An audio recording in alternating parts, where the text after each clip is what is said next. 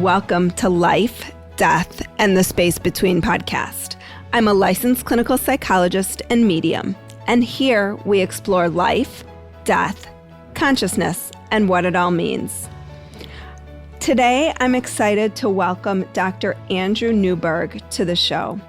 Dr. Newberg is the Director of Research at the Marcus Institute of Integrative Health and a physician at Jefferson University Hospital. He is board certified in internal medicine and nuclear medicine. Andrew has been asking questions about reality, truth, and God since he was very young and has long been fascinated by the human mind and its complex workings. Andrew's research now largely focuses on how brain function is associated with various mental states, in particular religious and mystical experiences.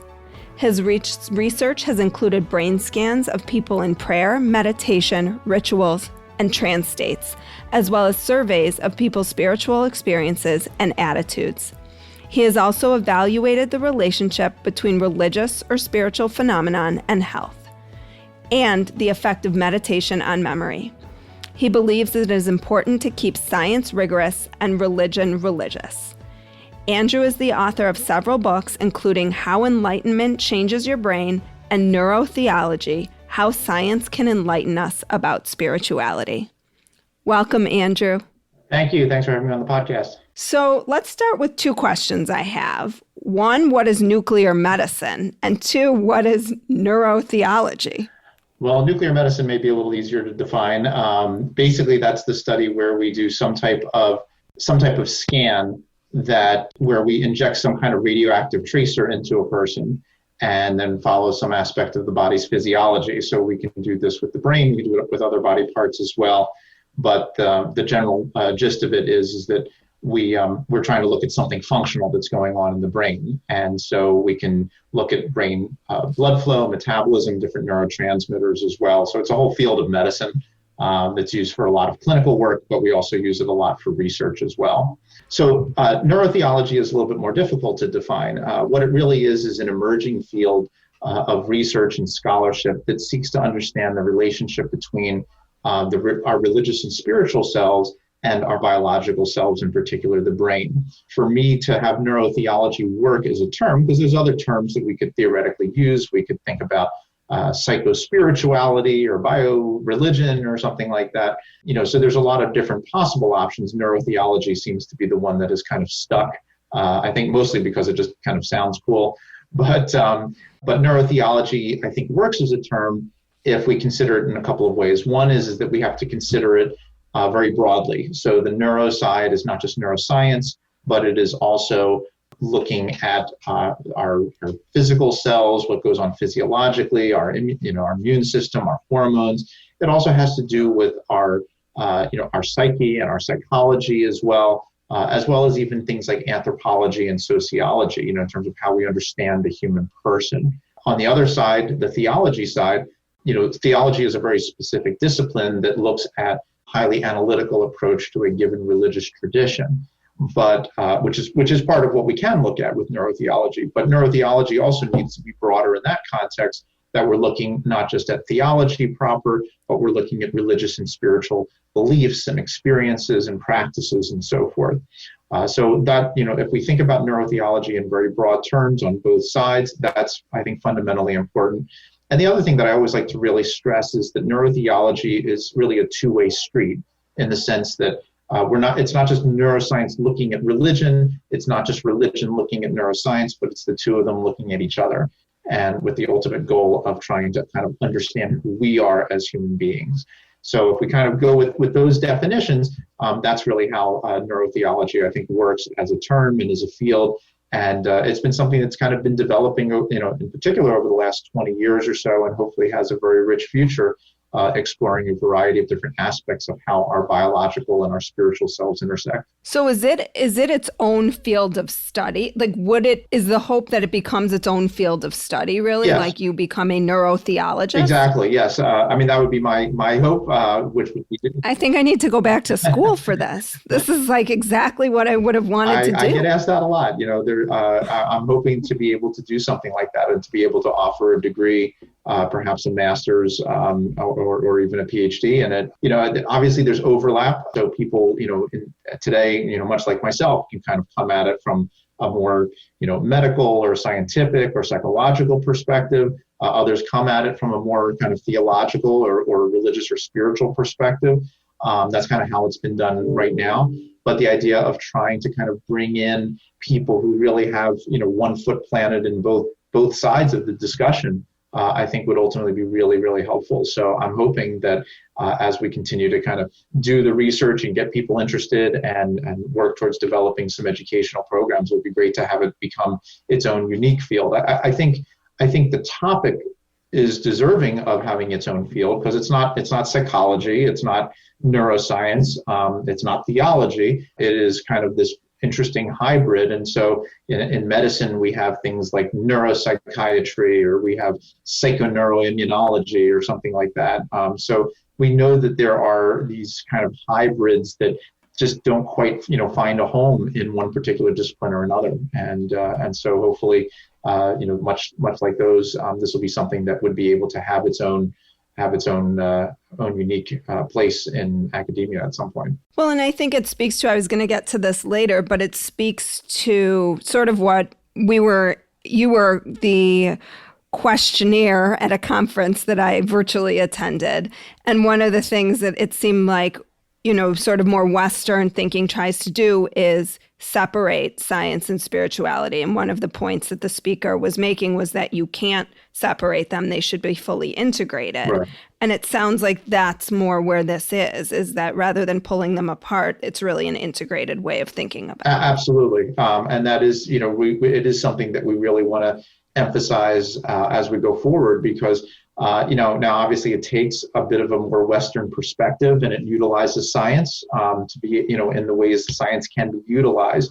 And I think that is important because, one of the concerns that one has is if you kind of start with more of a religious or spiritual perspective is how are they looking at science and how is science being utilized in that context? We want both sides to be utilizing science well. We want both sides to be utilizing the spiritual or the religious well and properly. And yes, I mean, I really think it is kind of a true hybrid in that regard, that it is looking to find ways of bringing them together rather than in separating them. But it also recognizes that there are certain times where separation may be important. So, that's okay too. I mean, there can be times where we really do kind of a brain scan of something spiritual, where science really is looking at something spiritual. But then we need to go beyond that and say, well, what does it exactly mean? Does that tell us something about the nature of spirituality? Does it tell us, it doesn't have to necessarily be reductive in that regard, that we can really appreciate both sides, even though we're looking at it from one perspective or another. And what do you find when you're looking at the brain scans of people with a spiritual practice and faith? And how do you define what constitutes a spiritual practice or a faith-based practice? Sure. So, let me take the second question first. Part of what is also essential in neurotheology is definitions and how people think about things and talk about things. So we rely a lot on people's own qualitative or subjective definitions. I don't apply what I think is a spiritual, practice or something like that to what somebody's doing. I'm asking them, you tell me what is it that makes this spiritual? What is it that you feel? What are the elements of it that makes you call this something that's religious or spiritual? How do you differentiate religion from spirituality? There, just some fascinating questions, and who should be the one making those definitions? Should we get a bunch of theologians in a room? Should we get a bunch of psychologists in a room? A bunch of philosophers? So everybody kind of has different definitions depending on what their own perspectives are, and I think that is also very important for us to think about. Now, that being said, what we have done is bring probably by now maybe 400 or 500 different individuals into our lab to study. And they do a variety of different kinds of religious and spiritual practices, including a variety of different meditation, yoga practices, various prayer practices, other spiritual practices. You mentioned in your introduction about being a medium. So we did a study of Brazilian mediums, actually, who came out from Brazil to be with us. And we scanned their brains. And we use a variety of different tools. So sometimes we use something called functional magnetic resonance imaging, or fMRI. You mentioned we had our initial discussion about nuclear medicine. So sometimes we use nuclear medicine techniques like what's called PET imaging or SPECT imaging, which both involve injecting some kind of radioactive tracer while the person is doing a practice. Those are very good for studying these kinds of practices at times because people can be in a more natural environment. And so with the MRI, for example, you have to be kind of like lying down and, very flat and very still.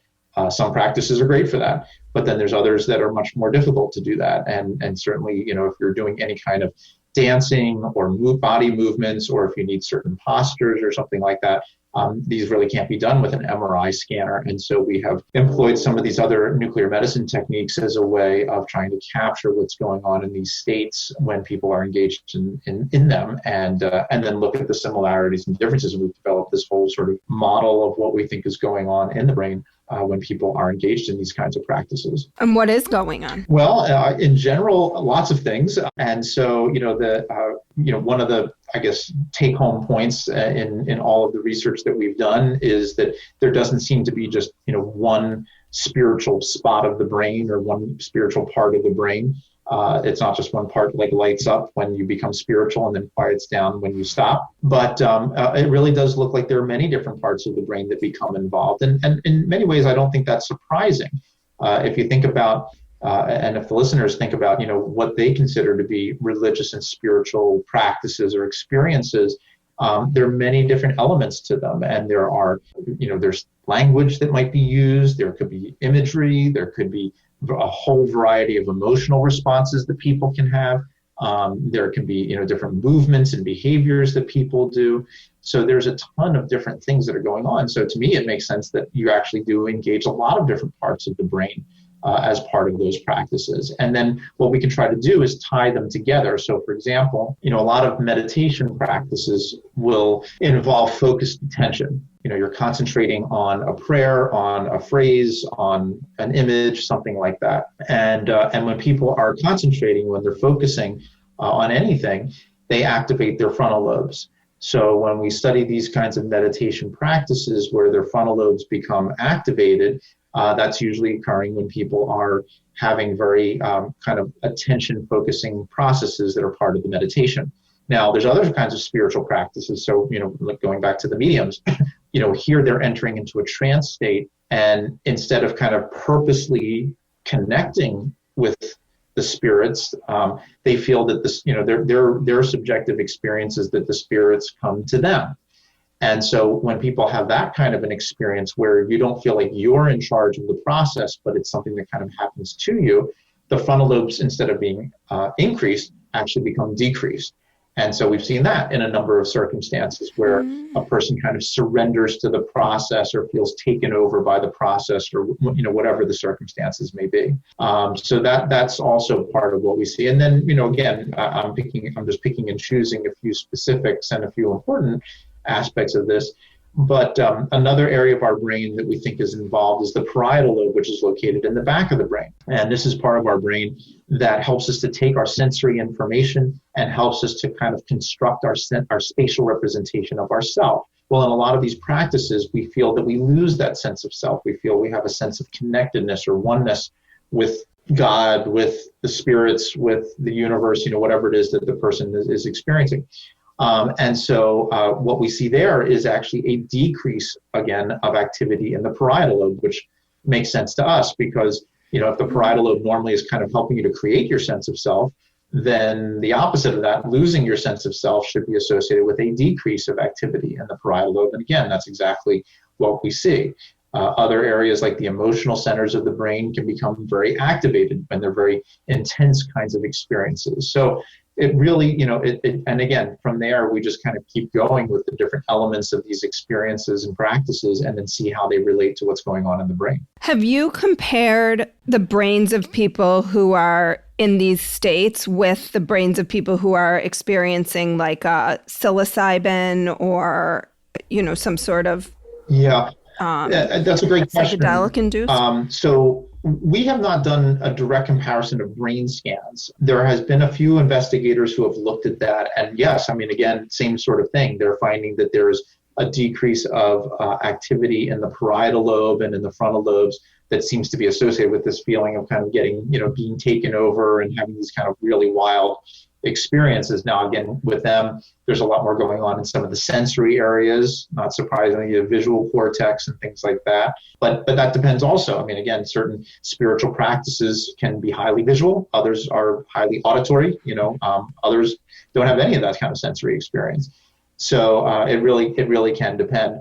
We did a study. We've been running an online survey over the last 10 years where we asked people about their experiences. And what we did find was that in those people who have reported intense spiritual experiences under the effects of a drug like psilocybin, that they seem to be every bit as kind of real and spiritual as those people who have had the more quote unquote natural experiences through meditation or some other mechanism. So to me, this is one of the big sort of jigsaw puzzles of neurotheology, that, there's lots of pieces to it. So there's studying practices like meditation, prayer. There's studying, other types of spiritual experiences like mediumship, or we did a study of speaking in tongues. There's drug-induced experiences. There's experiences that occur because of some type of pathology, people who have seizure disorders, for example. And so, and there's many other, examples, but trying to understand how each of these different ways, avenues, if you will, of getting into these spiritual experiences occurs. Are the experiences the same, different, and so forth? There's a lot of wonderful, wonderful questions that come about.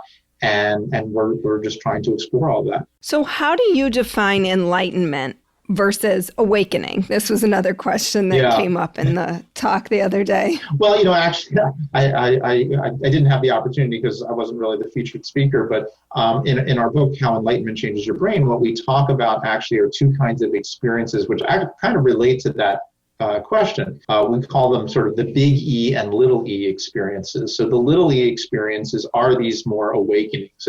And these are things that almost everybody can have, even on a very minor level, solving some problem at work or trying, figuring out a way to handle a relationship problem or something like that. There are lots of different ways in which people have these little moments throughout their lives that they experience, and then, they feel like they learn something. They suddenly know something different. And does that feel like it comes from outside of yourself? Is there a distinguishing feature there? It can. Sometimes it can. Certainly you talk to some of the great musicians. Sometimes it feels like they're not having an enlightenment experience in the larger E, the big E experience, but you listen to how the Beatles, got some of just like they woke up and they had the song in their head kind of thing. It can feel like it's coming from outside.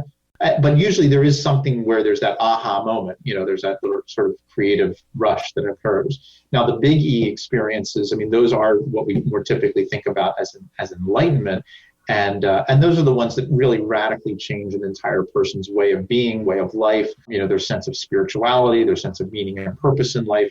Maybe they no longer fear death and so forth. So there's those really intense big E enlightenment experiences which have life, changed everything about the person's life, as opposed to these smaller experiences that maybe just help them in one domain of life. Gotcha. And so when we think of enlightenment, I think sort of the traditional thought is that you're in that phase permanently, but it's not really. It's more of you have the experience of being enlightened. Well, so that shifts. Yeah, well, and this is another very interesting piece of what enlightenment is. So there are sort of two things. There are two very big aspects about enlightenment. One is the moment or the experience of enlightenment, which, theoretically, a relatively rare number of people have. And then there's being enlightened, which is what happens after that. And that, presumably everything that person knew or understood about the world has radically changed and changed the way they think about things. So,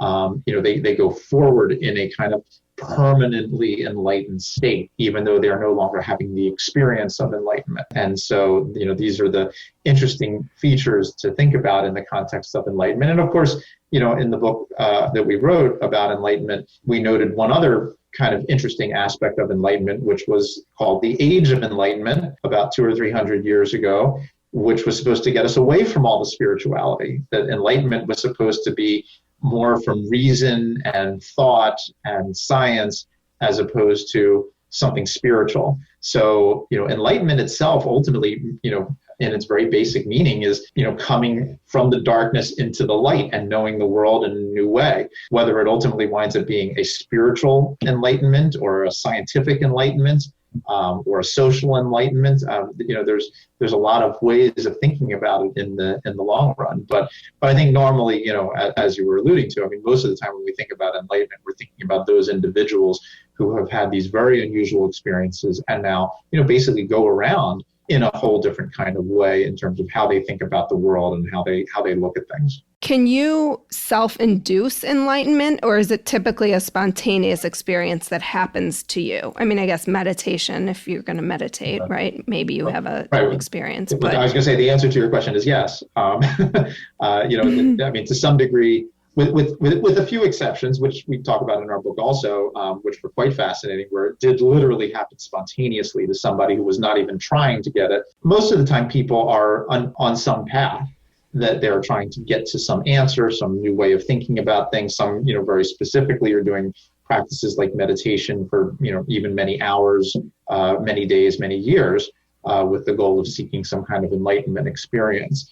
So there is as a general rule, there tends to be a purposefulness to it, that people are striving for something that's different. But the moment that it happens almost always has that spontaneous elements to it.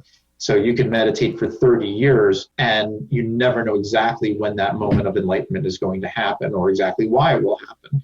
There's a spontaneousness to it, but there's also the ability to sort of purposely go after it. And I think that there's some combination of the two. And in fact, as we were talking about a little while ago, there's a certain extent to which there's a letting go or surrendering to the experience that is part of that process.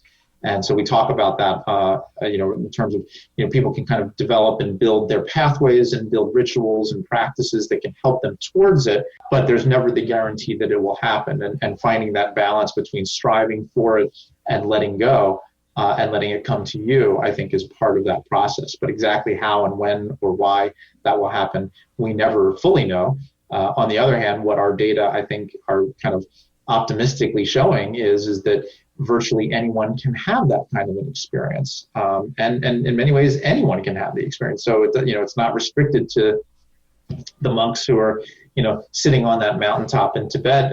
It's not restricted to nuns. It really, most of the people who hit our survey, about 2,000 people, were regular people. There was nothing specific about them that made them any more or less unique than anybody else. But other than the fact that they told us about their spiritual experience.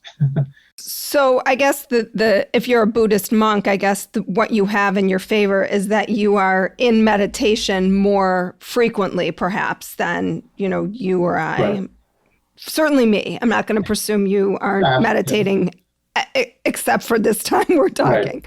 But the more you engage in those acts, the higher the likelihood is to have an experience. I think so. As a general statement, yes. But again, we never fully know exactly when or how it will happen. And so there are lots of different avenues and lots of different pathways for people to go in order to have those kinds of experiences. How we've split off science from spirituality, do you see them as integrated? I mean, this is what you do. Sure. So, well, I think they certainly can be. And I think the brain is a wonderful place for that to happen. I mean, ultimately, the practices, the meditation practices, the experiences that we have, there's a part of them that are felt in the brain. And so looking at the brain is a wonderful intersection for understanding the relationship between spirituality and who we are as human, who we are biologically. Certainly, there are parts of science which have a uniqueness to them. There are parts of spirituality that have a uniqueness to them. And that also is part of that. And that's great, for people to pursue those different pathways.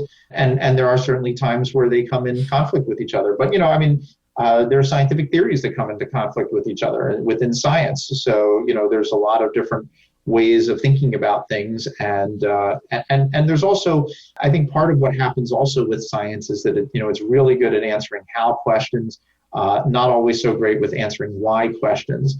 And that's where sometimes I think religious and spiritual beliefs come in, that sometimes they can help us to understand some of the why elements, certainly some of the more questions about moral implications and how we as human beings are to behave and what's right and what's wrong. There's no real way to design a scientific experiment to tell you what is morally correct when it comes to, the coronavirus and lives versus the economy and all that kind of thing. I mean, there's no way to do a scientific study to tell you that. It becomes a moral question, and people have different ways of thinking about things morally. And that's part of what this is all about, part of what neurotheology is about, which is, how that you could go around to each person, how are you thinking about this? How are you, I think one of the real strengths in a lot of the research we've been trying to work towards is to rely more on the individuals, on the regular people of the world, and not, if you ask me the question, what is enlightenment? I would much rather tell you what,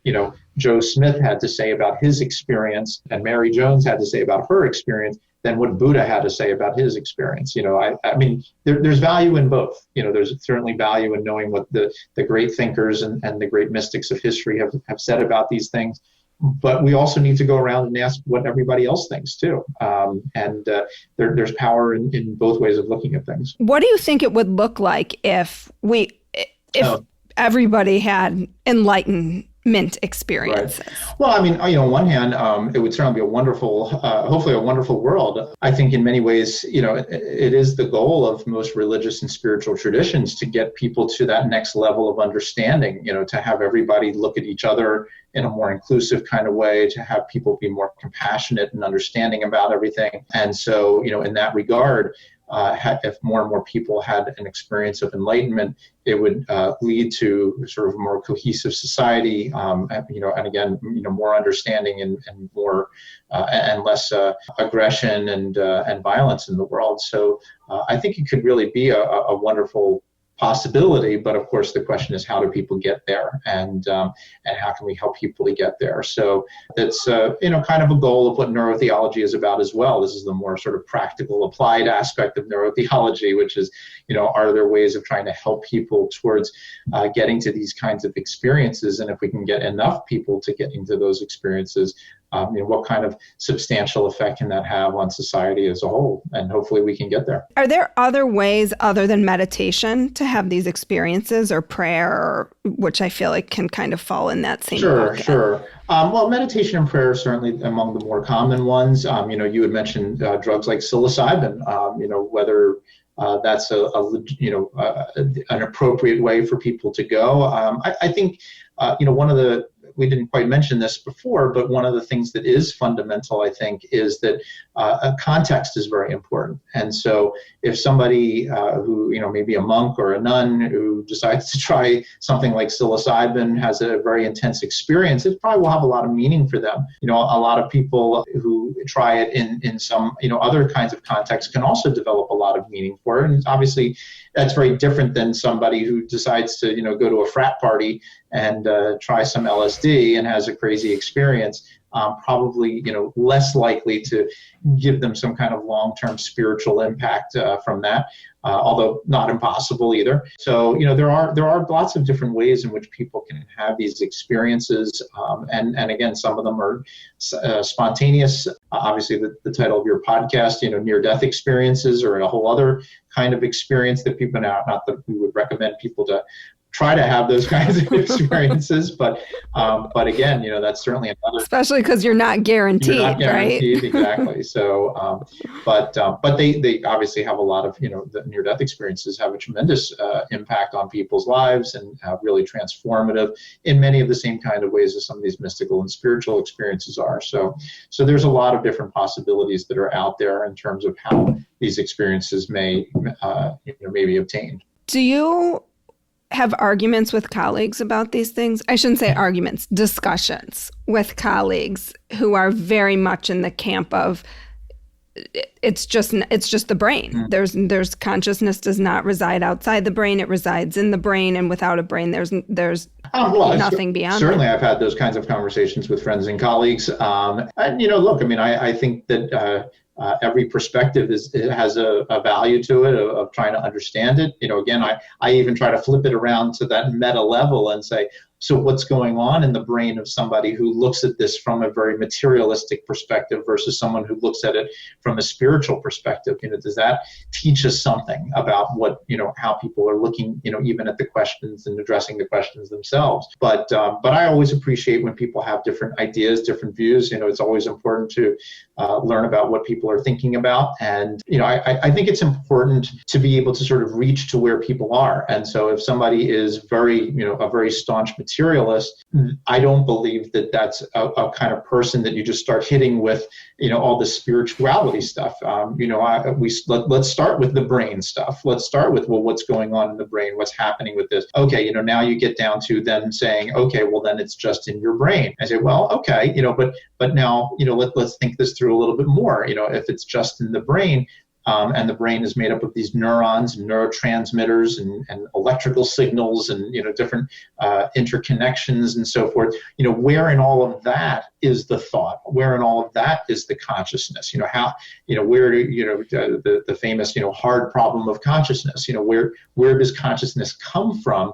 If we can't necessarily, get there all the way and looking at from a scientific perspective, and if we can't fully get there, do we need to look at other options? Do we need to explore what Buddhism has to say about consciousness, what Hinduism has to say about consciousness, what other spiritual traditions may have to say? So, it's kind of trying to, work at people and trying to bring them in to understand that, the same is true on the other side. There's certainly people who are very staunch religious individuals, and they just don't even see the value of doing the science. Maybe we can say, well, there is value. Maybe it's not going to prove whether God exists or not, but maybe it can help us to understand something about the psychological value of being religious or spiritual. Maybe that's important. Maybe we can learn what kinds of practices are more valuable to people, may have a greater impact on people in terms of depression or anxiety or something like that. So there's a lot of ways in which both sides can benefit from the exploration together, and that's what I try to do whenever I have a conversation with somebody, especially somebody who may have a very strong opinion one way or another. I appreciate where they're coming from. Ultimately, my fundamental statement is always, we're all basically in a brain that's looking out at the world and trying to make some sense out of it. So the fact that people come to all different kinds of conclusions makes a lot of sense. It'd be quite shocking, quite frankly, if we came to, the same conclusion as everyone else. Mm-hmm. Much more likely that we come to different conclusions. But then by the same token, hopefully this area of research allows us to say, well, then maybe we need to be a little bit more open and compassionate towards people who do have different perspectives. And that's a lot of why I got into all of this in the first place. It bothered me that people had different religious traditions, that they're different political perspectives. How can we have such differences when we're all looking at the same world? Why aren't we coming away with the same perspective? But we don't. And so trying to understand that is, to me, kind of the fundamental piece of why we do all of these things, why we ask these questions. Wow. Well, fascinating work. I would like to sign up for your program. You'll be the first. As soon as I get it might also head me down the path of divorce, but that's okay. Anytime I'm like, oh, I want to do that, my husband's always like, really? More learning? The more, the better. Where can people find your information, more about you? So people can go to my website. It's just Andrew Newberg, NEWBERG.com. And on there, they can learn about my books and articles and follow our future research as well. Well, thank you so much for your time today. I really appreciate it. And it was a fascinating conversation. Thank you so much. I appreciate it. Like what you heard today and want to hear more? Wondering what comes next and what it all means?